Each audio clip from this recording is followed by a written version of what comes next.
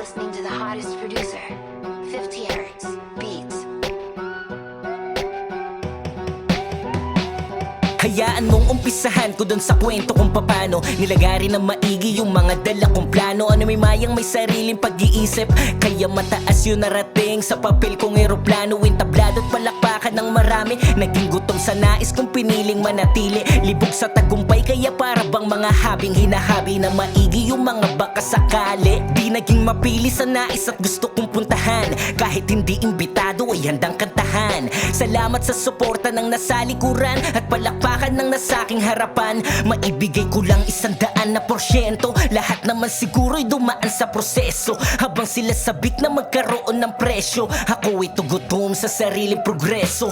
Dami na kulong naging ganap na napreso sa mapaglaro na utak. Sino yung kainkwentro? Dinaan sa kwadernong mas masarap magkwento kumpara sa mga taong negatibong komento. Mapabago man nung luma pa na era, handa kong tawirin, akala mo'y tangkidigera. Daig pa yung doon na nakasakay sa kalesa, swabing-swabe na para bang suot kong kamiseta. Bagahe kong dala ay higit sa karaniwan, di lang basta nakikita sa pamilihan. Normal lang halakak na bibigay ng karamihan, abangan yung palakpak hanggang sa di mo mabilang. Pati pato panabla na yung taya ko sa duelo, mayabang umasta ngunit laro kay pareho. Laging nakabuelo pag ako nagmaneho, garantisado na busog hinain ay klaro.